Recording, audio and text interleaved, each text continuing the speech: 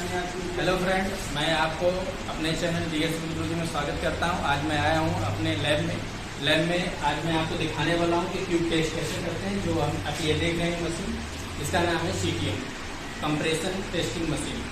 और इसके थ्रू हम बताएंगे कि जब क्यूब कैसे टेस्ट करते हैं। इसमें आप ये देख रहे हैं, ये जो रीडिंग दी हुई है ये सब हमारी किलो न्यूटन में रीडिंग है। यहाँ पे ये इसका हमारा ऑफ बटन है और ये ऑन बटन है। और इसके बाद ये हमारा मशीन का वो पार्ट जिसमें हम क्यूब रखेंगे और क्यूब रखकर इसमें जो हम एडजस्ट करेंगे। ये हमारा हाइड्रोलिक है जो उसके ऊपर उठा के उसको पकड़ बनाएगा और इसके ऊपर हम टाइट करेंगे तो धीरे धीरे बिल्कुल उसमें पकड़ बना लेगा। और ये हमारा क्यूब रखा हुआ है जिसकी हम टेस्टिंग करेंगे। आप इसको देख रहे होंगे, ये हमारा क्यूब कास्ट हुआ है। 9 अगस्त का कास्ट हुआ। आज हमारा 16 अगस्त है, तो 7 दिन का क्यूब हम टेस्ट करने जा रहे हैं। और ये हमारी है वेटिंग मशीन जिसमें हम वेट करेंगे। चलिए आपको बताते हैं कि अब इसका क्या प्रोसेस है और कैसे हम ये सब करते हैं। और ये हमने अपना पहला सैंपल लिया और इन दोनों प्लेटों के बीच में प्रॉपर क्यूब को रखे हैं।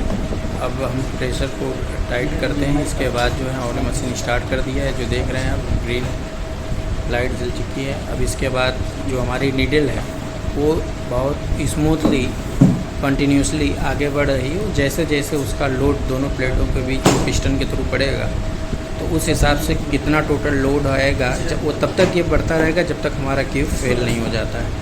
तो अब देखिए हमारा क्यूब कब फेल होता है। तो स्लोली हमारा ये आगे हमारा बढ़ता हुआ है। तो टोटल हम पहुंच गए हैं 440 किलो न्यूटन पे। ये देखो हमारा क्यूब क्रैक हो गया, मतलब फेल हो गया। तो ये पहले सैंपल का हमारा जो आया है 440। चलिए नेक्स्ट लेते हैं सैंपल। नेक्स्ट सैंपल को वेट करते हैं। ये हमारे सारे क्यूब है जिनको टेस्ट करना है। तो आइए, ये देखो नेक्स्ट सैंपल हमारा, इसका वेट लिया। अब इसको भी हमने दोनों प्लेटों के बीच में प्रॉपर रखा है। वीडियो लंबी ना हो इसलिए बीच में हमने पॉज कर दिया है, लेकिन आपको दिखाऊंगा कैसे हम इसको जो है स्क्रू है उसको टाइट करते हैं। देखो इसका भी देखोगे आप तो देखो हमारे जो क्यूब हैं ये देख रहे हो फेल होने स्टार्ट हो गए। और इसके टोटल न्यूटन की बात करें हम तो ये हमारे यहाँ पे 600 न्यूटन आए। तो इस सैंपल का जो हमारा टोटल न्यूटन आया ये देखो, इस पर हम प्रॉपर आपको दिखाने की कोशिश करें। देखो 8.076 किलोग्राम आया। देखो दोनों प्लेटों के बीच में कैसे फंसा रहे हैं, रख रहे हैं। अब इसको प्रॉपर इसको हम टाइट कर रहे हैं जिससे वो बिल्कुल मिड में रहे। अब देखो फिर से हमने मशीन को ऑपरेट किया। अब जैसे ही हमारा ये चीज़ें हो जाएगा रीडिंग, हमें सारी रीडिंग को कैसे भरना है और कितनी टोटल वैल्यू आएगी वो हम आगे वाली वीडियो अभी जस्ट आपको इसको हम दिखाएंगे। तो ये हमारे 3 सैंपल हो गए हैं। धीरे धीरे 3 सैंपल का हम आपको रीडिंग दिखाएंगे कि कितने हमारे टोटल एक एवरेज स्ट्रेंथ आता है। तो इसके भी नीडल आप देखोगे तो इस क्यूब की भी स्ट्रेंथ जो है, देखो क्यूब हमारे क्रैक हो गए हैं। और इसकी जो रीडिंग देखोगे तो ये हमारे आ रहे हैं टोटल 640।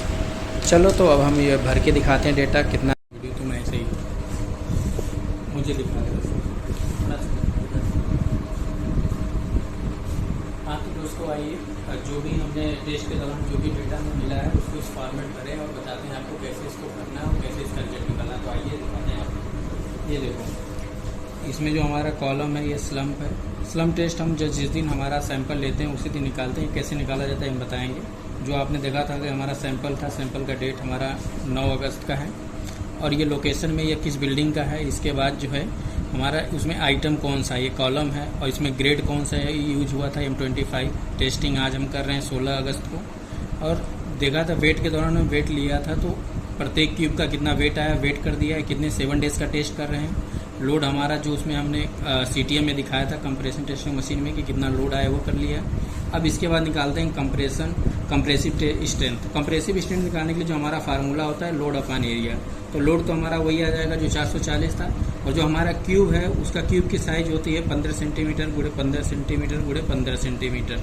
लेकिन हमें यहाँ पर लेना है एरिया, इसीलिए हमने केवल 15 इंटू 15, इसको mm में कन्वर्ट किया है, 150 इंटू 150 किया है, तब जिसको डिवाइड किया है, डिवाइड करने के बाद जो हमारी वैल्यू आई है 19.55 न्यूटन पर mm स्क्वायर। ठीक है, ऐसे करके हमने सबका निकाल लिया। निकालने के बाद जब इन सबको ऐड करके जब इसका एवरेज निकालेंगे तो एवरेज स्ट्रेंथ आ गई हमारी 24.88 न्यूटन पर mm स्क्वायर। तो दोस्तों इसका जो हमारा क्यूब पास है, लेकिन इसको डिसाइड कैसे करेंगे वो हमारा ये है 16.25। ये जो मिनिमम स्ट्रेंथ होनी चाहिए M25 का वो होता है 16.25। अब ये 16.25 आता कैसे है? तो इसके लिए जैसे आप जानते हो कि जो भी हमारा क्यूब होता, जो भी हमारी कंक्रीट होती है वो 7 डेज में जो है कि अपने जो भी उसका स्ट्रेंथ होगा उसका 65% स्ट्रेंथ गेन कर लेती है। और ये जो हमारा है कितना है, M25 है, तो इसी का 25 का जब 65% आप कर निकालेंगे तो इसकी जो वैल्यू आएगी वो 16.25 आएगी। तो ऐसे ही निकल के आता है। जब हम इसी का जब 28 डेज़ का निकालेंगे तो आपको दिखाएंगे, तब वो हमारा आएगा यही 25 इंटू, क्योंकि 28 डेज़ में ये अपना 100% मोस्टली 100% वो गेन कर लेती है। तो 25 इंटू आपका 100% आ जाएगा, तो 100 डिवाइड बाई 100 करोगे तब ये 28 डेज़ में इसकी जो मिनिमम स्ट्रेंथ होनी चाहिए 25 न्यूटन पर mm स्क्वायर। तो ऐसे ही सारी चीज़ें हम इसको निकाले थे। तो ये रहा दोस्तों हमारा फॉर्मेट और ये रहा हमारा टेस्ट।